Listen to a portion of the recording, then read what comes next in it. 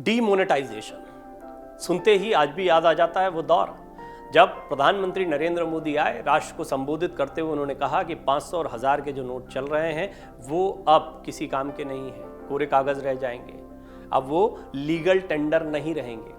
ये वो बयान था जो गूंजता रहा और लोग समझ नहीं पाए कुछ समय के लिए, लेकिन धीरे धीरे स्पष्ट हुआ कि अब 500 और 1000 के नोट बदलने का समय आ गया है। जिनके पास थोड़ा बहुत पैसा था उन्होंने बैंकों में जाकर, हालांकि लंबी लंबी लाइनें लगी थी, लोगों को बहुत दिक्कत हुई, तो कोई पेट्रोल पंप पर पैसा या राशन की दुकानों पर पैसा, जहाँ जहाँ भी चला सकते थे पुराने नोटों को वहाँ चलाते दिखाई दिए।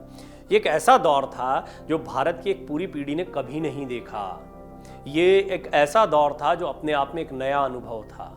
और सबसे बड़ी बात ये कि भ्रष्टाचार पर लगाम लगाने के लिए, और अगर देखा जाए तो जिन लोगों के पास में नोटों के बंडल पड़े थे, गड्डियां पड़ी थी, जो कैश में लेन देन करते थे, काला धन जिनके पास बहुत सारा था, उनको पकड़ में लाने के लिए एक मजबूत प्रहार था, इसको तब भी माना गया। लेकिन ये प्रहार कितना काम आया? सचमुच में काले धन पर कितनी लगाम लग पाई? भ्रष्टाचार कितना रुक पाया? रिश्वतखोरी कितनी रुक पाई? जिन लोगों के पास कैश का लेन देन था वो कितना रुक पाया? जैसे बहुत से सवाल गंभीर रूप से सामने भी आते रहे। 500 1000 के नोट बंद हो गए, 2000 के नोट सामने आ गए। कहा गया जब छोटे नोटों से दिक्कत नहीं थी, बड़े नोटों को बंद करने का प्रयास चल रहा था, तो इतना बड़ा नोट क्यों ले आए? फिर अभी हाल ही में आपको याद होगा, हमने एक रिपोर्ट भी आपको दिखाई है, बड़ी चर्चा हुई, क्या 2000 का नोट बंद होने वाला है? इस पर सरकार ने स्पष्ट किया, या ये खबर भी एक फेक खबर पाई गई? हाँ, इसमें सत्यता ये जरूर थी कि पिछले 3 साल से 2000 का कोई नया नोट नहीं छपा। ये भी एक इशारा है कि धीरे धीरे इस बड़े नोट को भी डिस्करेज किया जा रहा है, यानी कोशिश ये की जा रही है कि 2000 का नोट भी मार्केट में बहुत दिनों तक न चलता दिखाई दे। वही है कारण, वही दिखाई देता है कि क्या लोगों ने कालाबाजारी करके काला धन जो है नोटों को बंडल बना बनाकर घरों में रख रखा है, या कैश का कितना लेन देन हो रहा है, इस पर पैनी निगाह सरकार की रहे। अब ये अर्थव्यवस्था के लिए अच्छा है, बुरा है, छोटे व्यापारी के लिए बुरा है, अच्छा है, जैसे बहुत से सवाल गहराते गए। इस पर जमकर राजनीति हुई, विपक्ष ने कई गंभीर सवाल खड़े कर दिए। बहरहाल सुप्रीम कोर्ट में याचिकाएं दायर की गई थी, 1 नहीं 2 नहीं 58 याचिकाएं दायर की गई थी। अब पूछा गया था इस फैसले से क्या हुआ? सुप्रीम कोर्ट ने केंद्र सरकार के 2016 में 500 और 1000 के नोटों को बंद करने के फैसले को बरकरार रखा है, यानी सही ठहराया है। कोर्ट ने सरकार के इस कदम को सही ठहराते हुए नोटबंदी के खिलाफ दायर सभी याचिकाओं को खारिज कर दिया।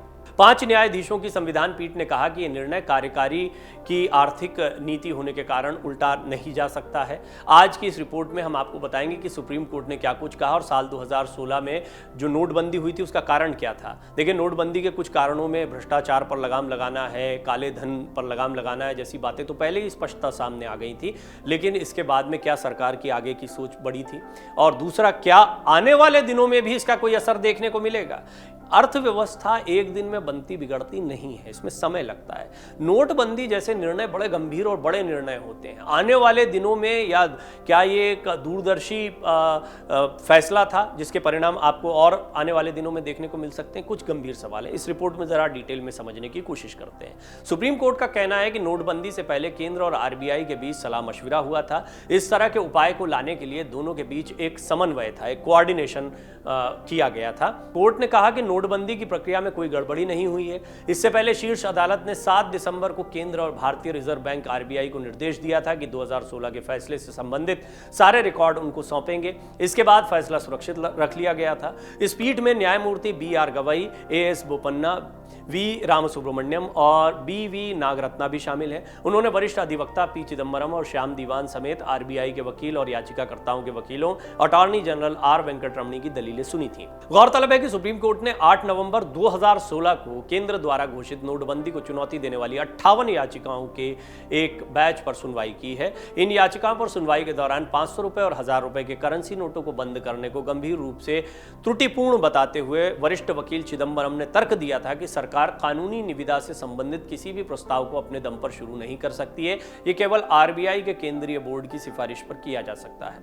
नोटबंदी के फैसले पर सुनवाई के दौरान जस्टिस BR गवई ने कहा कि केंद्र की निर्णय लेने की प्रक्रिया में खामी नहीं हो सकती, क्योंकि आरबीआई और सरकार के बीच सलाह मशविरा हुआ था, इसलिए कहना प्रासंगिक नहीं है कि लक्ष्य हासिल हुआ या नहीं हुआ। वहीं 2016 की नोटबंदी की कवायद पर फिर से विचार करने की शीर्ष अदालत के प्रयास का विरोध करते हुए सरकार ने कहा था कि अदालत ऐसे मामलों का फैसला नहीं कर सकती है जब घड़ी को पीछे करने से कोई ठोस राहत नहीं दी जा सकती है। वहीं नोटबंदी के फैसले को लेकर न्यायमूर्ति नागरत्ना ने आरबीआई अधिनियम की धारा 26(2) के तहत केंद्र की शक्तियों के बिंदु पर न्यायमूर्ति बीआर गवई के फैसले से अलग राय रखी। जस्टिस बीवी नागरत्ना ने कहा कि मैं साथी जजों से सहमत हूं, लेकिन मेरे तर्क अलग हैं।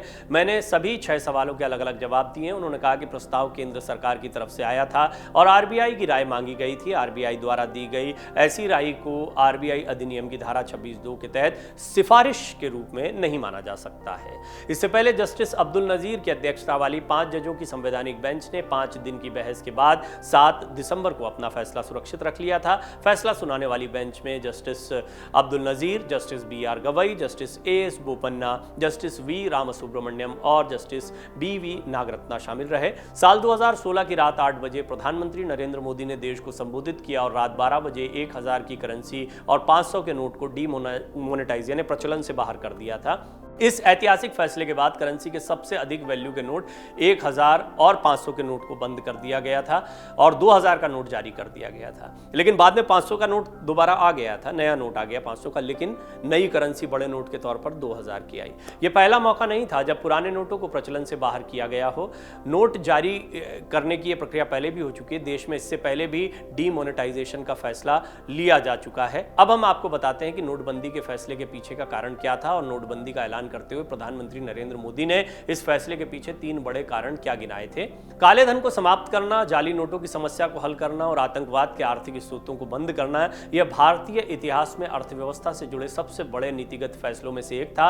नोटबंदी के फैसले के बाद सरकार को कई आर्थिक विशेषज्ञों, विपक्ष और पत्रकारिता से जुड़े लोगों की कड़ी आलोचना का भी सामना करना पड़ा, लेकिन सरकार लगातार भरोसा जताती रही कि नोटबंदी का ऐतिहासिक फैसला आने वाले दिनों में एक नए भारत की इबारत लिखने जा रहा है। दरअसल भारत शुरुआत से ही नकद वर्चस्व वाली यानी कैश के लेन देन वाली अर्थव्यवस्था रहा है। नकद लेन देन में लेने वाले और देने वाले का पता नहीं लगाया जा सकता है, क्योंकि कहीं पर किसी तरह का कोई ट्रांजैक्शन जो है वो रिकॉर्ड नहीं होता है। इसमें बैंकिंग प्रणाली की भूमिका पीछे छूट जाती है और साथ ही टैक्स सिस्टम भी बिगड़ता है। सरकार का दावा रहा कि नोटबंदी के नकद धारकों को सारा कैश बैंकों में जमा करने के लिए मजबूर किया गया। बैंकों में नकद जमा होने और किसने जमा किए ये पता चलने से 2 साल के भीतर ही 17,42,000 संदिग्ध खाता धारकों की पहचान हो सकी। नियमों का उल्लंघन करने वालों को दंड कार्रवाई का सामना करना पड़ा। बैंकों में ज्यादा धन जमा होने से बैंकों की कर्ज देने की क्षमता में सुधार हुआ। आगे निवेश के लिए इस धन को म्यूचुअल फंड में बदल दिया गया। ये कैश भी औपचारिक प्रणाली का हिस्सा बन गया। हम आपको बता दें कि आजादी से पहले 1946 में भी डीमोनेटाइजेशन हुआ था, लेकिन सबसे ज्यादा चर्चा में 1978 का वो डीमोनेटाइजेशन रहा था जिस दौर में 5000 और 10,000 के नोट भी चला करते थे। और ये भी एक ऐसा दौर था, हालांकि जैसा मैंने आपको पहले ही कहा कि एक पूरी पीढ़ी ने ये नई बात देखी थी, लेकिन 1978 में भी जब ये डीमोनेटाइजेशन हुआ था तब इसी तरह से काले धन पर लगाम लगाने के लिए या लोगों के पास जो कैश पड़ा हुआ था उसको बाहर निकालने के लिए इस तरह की प्रक्रिया को शुरू किया गया था। यही तर्क दिए गए थे कि बैंकिंग प्रणाली को मजबूत करना है, बैंकों से लेन देन हो जिसका पूरा ट्रैक रखा जा सके, ये बहुत महत्व की बात थी। और उसके बाद में डिजिटल पेमेंट आज का दौर है, क्योंकि उस समय डिजिटल पेमेंट 1978 के समय नहीं चलता था, लेकिन अब डिजिटल पेमेंट्स को और एनकरेज किया जा रहा है। कई ऐसे एप्लीकेशंस आ गए हैं जिनके थ्रू या कई ऐसे गेटवेज आ गए हैं जिनके थ्रू डिजिटल पेमेंट की व्यवस्था को बढ़ाया जा रहा है और इसको ज़्यादा मजबूत करने की कोशिश की जा रही है ताकि आर्थिक लेन देन को पारदर्शी बनाया जाए। अब बड़ा सवाल यह है कि क्या नकद लेन देन पर पूरी तरह रोक लग पाएगी, भ्रष्टाचार पर लगाम पूरी तरह लग पाएगी, पूरी तरह लगे ना लगे क्या इसमें कमी आएगी, ये एक महत्वपूर्ण सवाल है और सरकार की तरफ से एक मजबूत तर्क हो सकता है। डाउनलोड करें अमर उजाला ऐप और पाएं खबरें लगातार। अगर आप ये वीडियो YouTube पर देख रहे हैं तो हमारे चैनल को सब्सक्राइब करें और बेल आइकन को दबाना ना भूलें। अगर आप Facebook पर ये वीडियो देख रहे हैं तो हमारे पेज को लाइक करें।